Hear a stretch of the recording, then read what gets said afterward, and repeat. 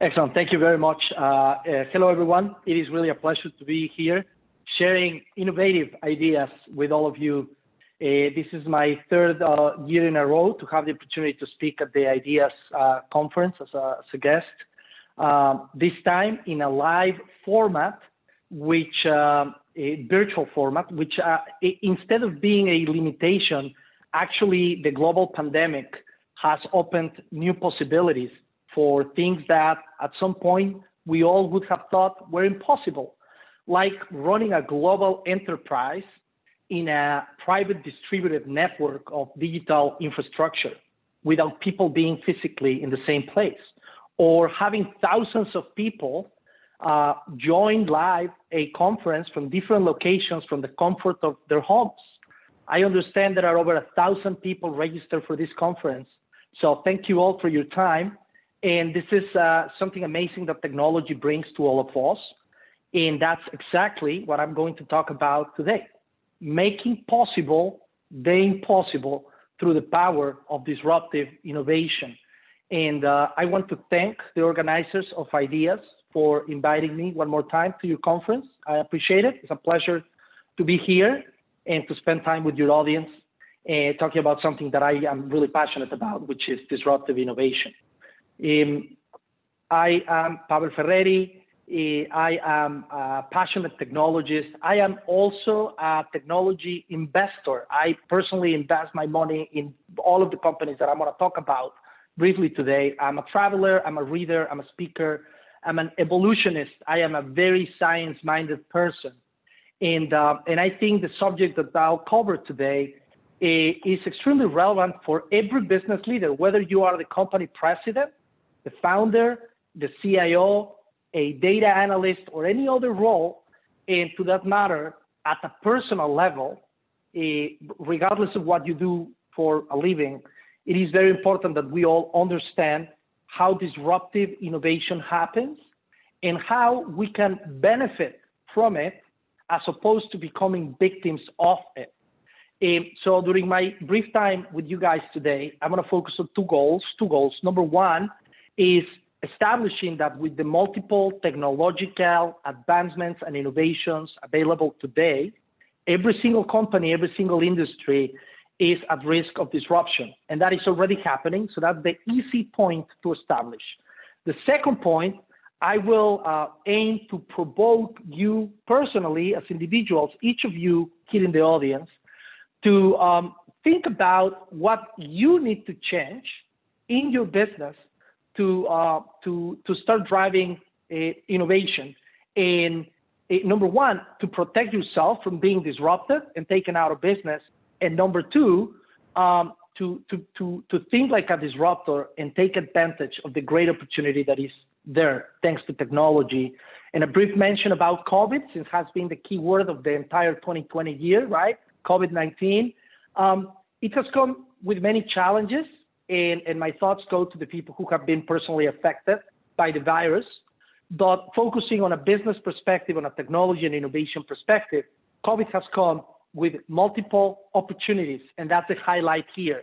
Taking advantage of the opportunity that comes with it. And since innovation has not anymore been a source of competitive advantage, but is really a necessity to remain in business. So if taking 1 minute on my background, as it was shared, I currently serve at IBM Corporation, leading the business partner ecosystem integration and also leading the efforts for evangelization, right? Spreading the word of the goodness of IBM, and for the alliances and channel sales for the IBM Cloud. And some brief credentials: I've earned an MBA, multiple post-MBA certifications. I've had the opportunity to build my career in the technology industry. I've had the chance to work for amazing companies like Microsoft, Oracle, Salesforce. I've been working for IBM since 2015, where I served in different capacities at the territory, geography, and worldwide level. And had the opportunity to live in many very nice cities, from Boston to Los Angeles, where is my hometown now. And just a little trivia fact, I am a polyglot and I'm conversational in all of these languages here. So hopefully that breaks the ice a little bit. And now let's deep dive into what you guys are here for, which is talking about innovation, I'll make a very brief disclaimer, which is today I am here on behalf of myself as an individual, not as a spokesperson of IBM Corporation. And really what that means is that if I say anything that doesn't make sense, it's my fault, it's not IBM's fault, okay? So these are my personal opinions based on my professional experience and career. With that said, let's talk about innovation. It comes from the Latin word innovare, which means to renew or to change something, making something better, hopefully. But the question is, why to bother innovating? Have you ever thought that? Have you ever asked yourself, why to innovate in something? And so there are many reasons, but I can bring it down to two main big reasons. Number one is what I call purpose. So you see something that is an unserved need. You would like to get something and it doesn't exist, and you create it. You innovate, you change something that you see could be better, and you do it for purpose because you believe that the world can be better if you dedicate your time and energy to make that change. So you innovate for purpose, number one. Number two is ambition. You innovate to make money, right? Create a product, put it in the market, people buy it, you make money. Those are the two main big reasons, and ideally corporations should innovate for those two reasons, for purpose and for the ambition to make money. And many companies do, some others don't, but in any case, for practical purposes, businesses need to innovate to make money, right? And so if you don't innovate, your product falls out of fashion and someone comes up with something with a better way to serve the client's need, and you lose your business and you go out of business, right? So that's why people innovate. And let's see, so that's the why, right? And let's see how this happens. What you see here, many of you may know, is known as the S Corp of innovation. So hopefully you can see my cursor here and hit at the beginning. You start the business, and actually it goes down a little bit because you put your money, you don't make money, you put money down, and you start, in many cases, losing money for months, in some cases for years. But eventually you figure it out, starts to work, people start to buy your things, you start to make some money, you do some marketing, you hire some salespeople, you develop a great product, whatever that is, a service, something, right? And you start making money, right? You go up, start to make money. This is the corp of making money, life is good. But eventually it gets here and it gets flat. So here's a little question mark, and I want you to take a second and think. If your business gets there, if this is you and you get to this point, what do you do to make your business get better? Well, let me tell you what most companies do. They do what they know how to do. So they make a little change, right? As I said, this is known as the innovator's dilemma. They make a little change here. They improve something. They have a product. They make it a little bigger, a little nicer. They come up with a different color.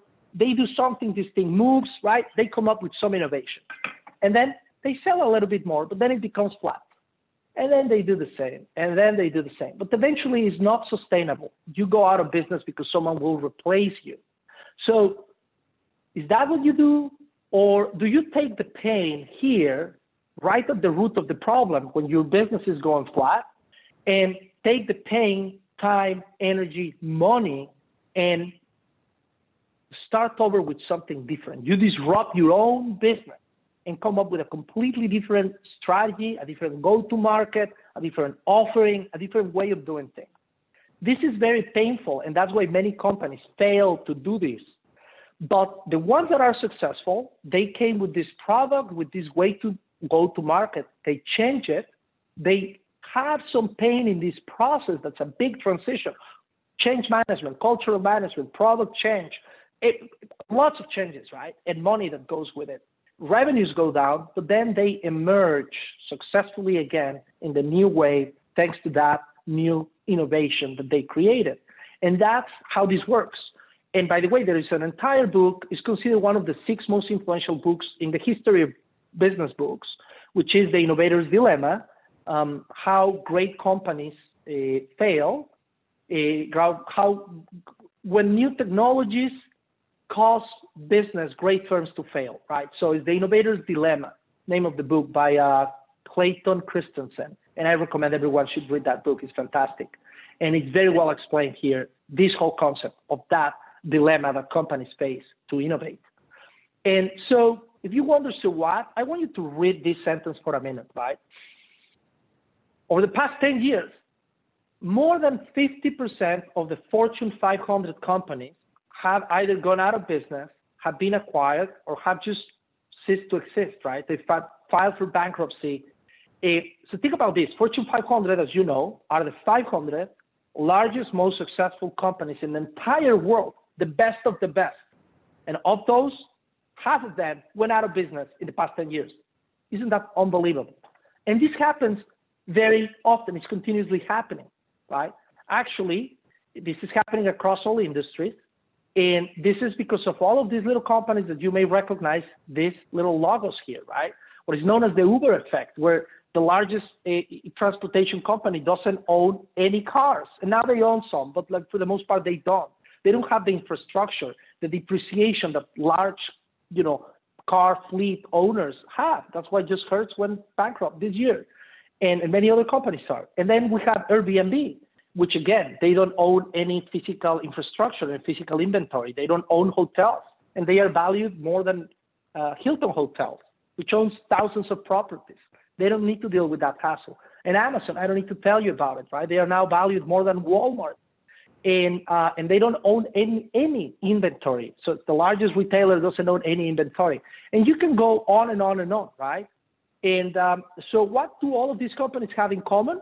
Well, they are all digital platforms, and most of them didn't exist before the year 2000. That's something else in common. Another little trivia fact here, I went a little further in my research, and I looked back at the Fortune 500 original list, the first one, in 1955, right? So from 1955, it's only, like 75 years. Very recently, right? And in that period of time, of those 500 companies that were the best and biggest, only 10% of them have been able to remain in business for those 70-year period, approximately. IBM is one of them, by the way. And that's thanks to being able to reinvent itself. Companies that are able to go through that curve and reinvent themselves and change their business model are the ones that are able to remain in business. So hopefully you find that as fascinating as I do. So the question here for a little introspection, who's next? Is your industry, and I'm asking you personally, you here in the audience, is your industry not at risk of disruption? What about your company? What about your job? Maybe more personal. What about you personally? Are you and what you do for living at risk of being disrupted? So good little questions to ask ourselves and understand the importance of disruption.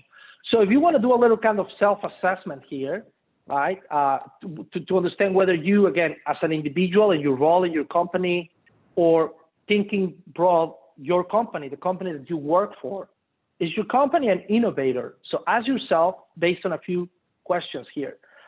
Are you, again, is your company actively experimenting on new ways to serve your clients, completely different ways, different from your core business? Do you have a culture that encourages people from taking risks? Do you have a clear digital transformation strategy for your business? Are you actively experimenting with emerging technologies? Not once they have been fully proven and established, but when they are emerging. Are you taking those risks? Do you invest in research and development to improve your service or your product? Are you doing it above average, above industry average? And you can look it up. You can Google what's the average R&D investment for your industry.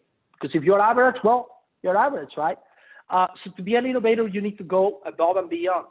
So those are some interesting questions, I think, for us to reflect on how innovative you are in your role as a leader, as a business leader, and specifically, and then at the broader level, your company, how innovative is your company. But then there is the next level, right, which is, one thing is to innovate, another level is to disrupt. So are you a disruptor? Well, here are a few other questions to consider whether a company is a disruptor. So are you actively exploring ways to replace your entire business model? Whatever you do, the way you go to market, are you analyzing ways to do it in a completely different way? Change it, even though it's working, but find if there is a better way, even though yours works and makes you money. Is there a better way? Not better for you, better for your clients. If you're not thinking that, someone else is changing, is thinking about that, and will take your business at some point. Have you, or do you have an innovation lab, right? It doesn't have to be a physical place, but you have a team dedicated to working on projects outside your core business. Are you looking at completely different ways to go to market? And this is a very critical question. Do you understand what is your real need that you are solving for your clients? And I highlight the real need, and I'm gonna come back to this in the next point, in the next slide. But remember this: do you understand the real need that you are solving? That's a very important question. And to address this, let's see how this whole thing of disruption happens with what I think is a great example. It's an old one, but it's a very good one. So, do you guys remember Tower Records? For those millennials here in the audience who don't know Tower Records, they were the leader. They dominated their business in the music business. They have stores all around the world, and people would love to actually go and hang around in their stores like they do now at Starbucks, and look at labels, right? Buy long plays or CDs or tapes. So they sold. And when I'm in a live audience, I ask people, so what did they do? And people start to answer, and people give me different questions. They sold, CDs. They sold long plays. Well, what they did is they sold music, right? And keep this thought, music. So they have all of these stores. So what happened to them? Well, this is a billboard here in Sunset Boulevard, here in Los Angeles, where I live, right? And it said, it's the end of the world as we know it. And they went out of business in 2006, closed, out of business.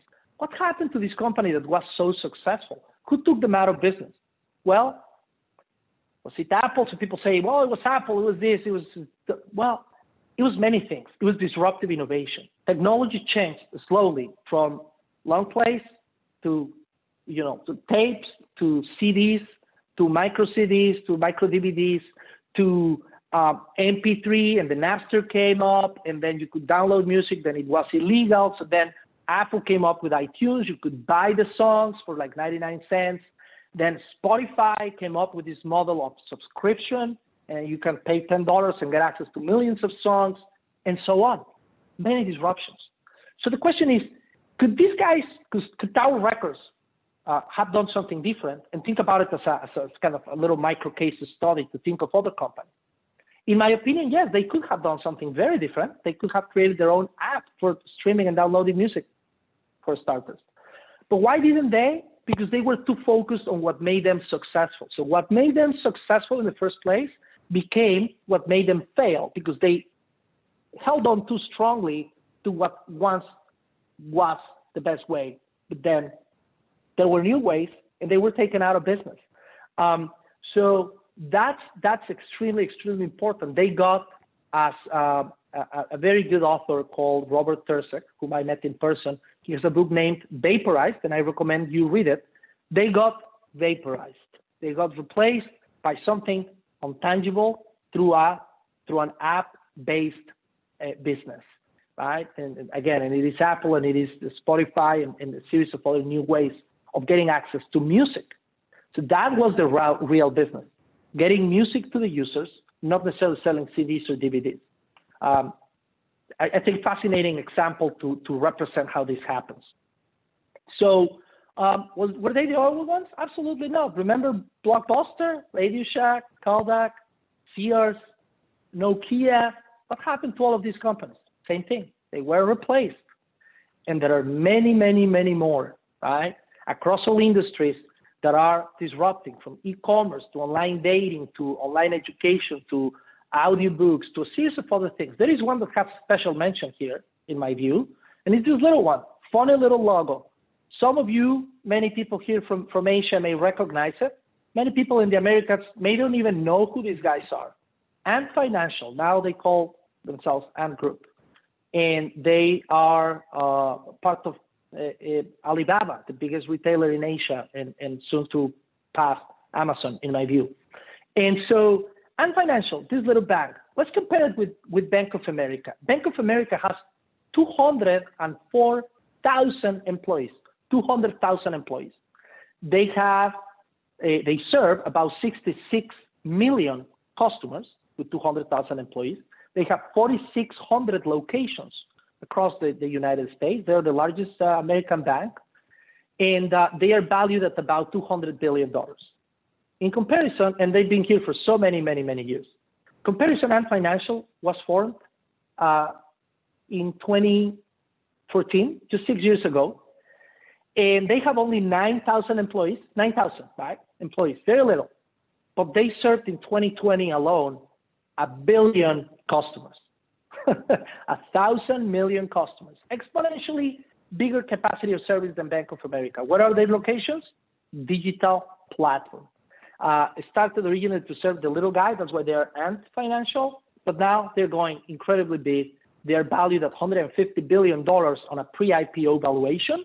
So just imagine how this is going to disrupt the financial services once they start to get all over the world. Incredible example. So how does this all happen? Well, they all have in common that they create a platform, a digital platform. Had the opportunity to meet and take a class with the Harvard Business School professor who created the concept of this business model innovation, and so fascinating class. And so companies create these platforms, right, that get data from users, and that data feeds the algorithms of artificial intelligence to get smarter and produce a better user experience.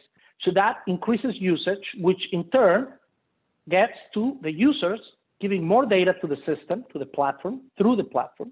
And this creates a virtuous cycle of data, algorithms of AI, better customer experience, and more usage. And it grows exponentially. The power of creating what is known also as the network effect. I took this from Seeking Alpha, an investment advisory side, and I think this reflects very well the different types of network effects and the types of companies that are here, and many logos that you may know, from Instagram to Amazon to YouTube, Salesforce, Google, and so on, Zoom, Apple, right? All of these are digital platforms that benefit from it, and that is the key to disrupt industries through the power of technology. So let's quickly look at disruptive innovation versus progressive innovation, the traditional kind of typical innovation, right? So how is disruptive innovation different? Well, in my view, they have an entirely new paradigm of what is possible, like Salesforce did, coming up with the SaaS model and changing the software industry. And now everybody is SaaS, cloud, right? And disruptive innovation benefits the users by a revolution versus an evolution, like 3D printing, right? Since Henry Ford with the assembly line, manufacturing had minor improvements, and there's total quality management, and there was Six Sigma and a series of other methodologies to improve little increment and change. But 3D printing came with a completely different revolution where you don't even need the assembly line at all, right? You can print the product in your own home. Unbelievable. And it has many business users already.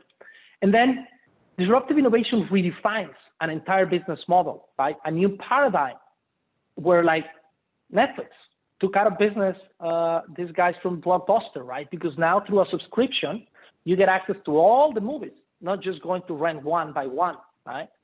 The disruptive innovation has makes the strength, what was good in the previous business model, in the previous paradigm, right, of the competitors, it turns it into its weakness.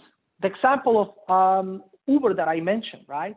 Now their competitors, the more cars they have, well, the more irrelevant they are because they are slower to move and they're sinking with depreciation costs that Uber doesn't have to deal with.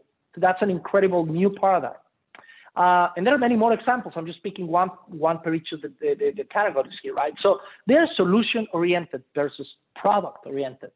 And I cite audiobooks, which I am an avid reader of books, like once a week, one book per week. And I read audiobooks while I'm commuting or doing other things, and it's unbelievable. So this is the example of tower records, right? They were focused on the actual record. Well, now, same thing with books. You don't need the actual piece of paper. What you want is the knowledge that comes through the book, and you can get it through an audiobook. So they offer a better solution, more convenient for the user. So now, some disruptive technologies. There are many, right? I want to share with you some examples. So cloud computing, right? As I said on the previous slide, it became a new standard. And then the question, or is it really the new standard? Because things are changing again with new technologies, new delivery models, and there is hybrid cloud, which is pretty much what all companies are doing now. But then there are some new technologies that I'll touch on as I go down the list. So artificial intelligence, right? Neural networks, machine learning. So artificial intelligence is certainly a dramatically disruptive technology that is impacting every single industry, every single functional job area. As you may know, IBM has Watson, the artificial intelligence arm and brand of IBM. And we're working across all industries, helping businesses transform themselves and change the user experience for their clients. Quantum computing, leveraging the power of quantum physics into the world of qubits in technology, exponentially increasing the computational capabilities of computing that can be applied for supply chain to offer ultra-efficient logistics, or for financial services to do financial modeling and make better investment decisions, or for cloud cybersecurity to create bigger, better encryption algorithms to fight cyber crime, and many other areas, right, to improve AI, artificial intelligence, algorithms. So quantum computing has incredible possibilities. IBM has the first publicly commercially available quantum computing service in the cloud, IBM Cube. And so many technologies, right, from electric and self-driving vehicles that many companies are investing on right now, and is viable and is going to be in the road soon, to 3D printing, virtual and artificial reality, robotics, bio and nanotechnology, mobile, social media, all of these disruptive technologies that have changed the way things are. Social media came to destroy the way advertisers made money, these advertising firms. Now you have influencers that are more real. People follow, people believe them better than a company coming with a very, professional advertisement on TV. So things are changing dramatically. Blockchain, well beyond Bitcoin, right? The business applications of blockchain. Again, we have incredible examples at IBM working with Maersk to change global trade and improve it. With Walmart to improve the supply chain of food and track food when there is a recall needed. Many fantastic examples on disruptive technologies, disrupting industries and disrupting business models, and changing the way we as consumers consume products and services and interact with each other around the world through technologies like Zoom right now in this video conference all around the world. So incredible technologies. I said I was going to come back to cloud, right? So there is this relatively new technology for those not involved in the industry, like Kubernetes, microservices, containerization of cloud, right? So now it's not only the cloud, but now you can have your applications, your data moving from one cloud vendor to another, to a data center, to an on-premise location, and back and forth to these containerized applications, which is something fascinating. I had the opportunity to lead the launch of that offering for IBM but a couple of years ago, and so I'm very familiar with the subject. Very interesting. Each of these ones could be, a 1 hour presentation on itself, on an overview at least, on each of them, which are fascinating subjects. So these are some of the very interesting disruptive technologies that are helping change the world and change the way we as consumers consume products, right? And then going on forward here with the presentation, and touching on, again, back to the subject, the theme of the year, right, COVID-19. Well, in my view, with challenge comes opportunity.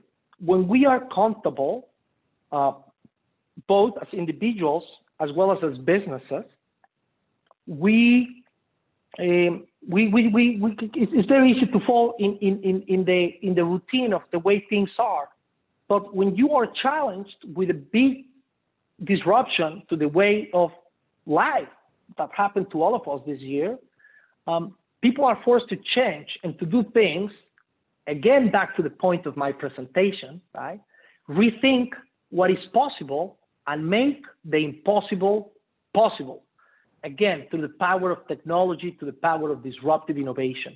So the challenge is the opportunity, and with this challenging time, it gives us an opportunity to rethink our business models, to rethink how we serve our clients, to rethink how we do our own jobs as individuals, and think how can we be more individual, more innovative at the individual level. And so I have some brief, few examples here across many different industries, and I've talked a lot about the large companies, and there are many good examples of, how many companies, many of the large big players, took advantage of the financial crisis, of the global crisis, to improve their business, to change their business model. And many companies came up with very meaningful ways to serve and to add resources to the fight of COVID. IBM itself put at the service of the world, Summit, the largest supercomputer in the world, to help look for vaccines, and many other companies. Sarah in Europe made donations of more than 300,000 masks, across Europe. Louis Vuitton, the luxury brand, changed from some of their perfume facilities to make sanitizer, right, hand sanitizer, and donated it to hospitals. And many other great examples of great large companies adapting, changing, and taking advantage of the opportunity to do what's right, and also serve them as a great public relationship, campaign, doing what's right. So doing well while doing right.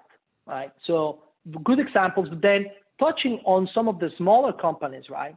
Think about, and I don't need to tell you, you see this across the world. I mean, here in Los Angeles, we're still very, very much in the quarantine mode. Gyms are closed, restaurants. Many restaurants have gone out of business. I mentioned, right, how many retailers went out of business already. This year, I don't know if I mentioned, like 36, 35 retailers so far to this year of the global Fortune 500. Just this year alone went out of business. Neiman Marcus, GNC, so many of these companies went out of business. And that's a large, powerful corporation. So imagine the impact on a small restaurant. If you're a small restaurant owner, how do you change and adapt? And so what we see is that across the board, unfortunately, some people are failing and they are going out of business, and this is inevitable. But so anyway, so continuing back to the point, right? So the challenge is the opportunity, and we see how across industries, companies have transformed themselves, from restaurants to museums offering virtual tours, to education. We have now the universities of the world being challenged with offering remote education, and many new questions arise. Like, well, they are doing remote education. Can that turn into on-demand education? Is there really a need for a classroom? So many things are changing. The entertainment industry, extremely affected. Imagine the movie theaters. They will need to reinvent themselves into something different, into something else. And the companies that are doing that, I mean, companies like Netflix that have created that digital platform, are incredibly benefiting from the new moving normal, that the challenges and the challenges that come with it, right? Healthcare, we see now doctors offering virtual appointments, things that before people said, well, that's not possible. They need to see you in person. Well, guess what? It is possible. They can see you through a video camera, see what's going on. For certain things, certainly they cannot perform a surgery through Zoom video, right? But they can see you. They can offer an initial recommendation, and based on that, see if it is justified to go to an emergency room, for example. But so all industries transforming themselves, and we see how companies and people are rethinking their business models. So coming close to a land here with you, the big question, the personal question you is how will you reinvent your business? And I come back to these three very important points. Ask yourself if you're actively exploring ways to replace your entire business model. And if you're not, it's time to start thinking about it with your leadership team. And number two, are you working on projects outside your main business? And if you're not, time to start thinking about it. Something completely different, a different way to go to market, or a different offering.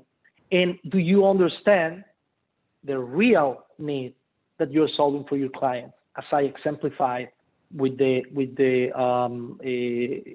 Tower Records example, right? So hopefully these are some good questions for reflection and introspection for all of you here in the audience to get an idea of how to think about rethinking your business.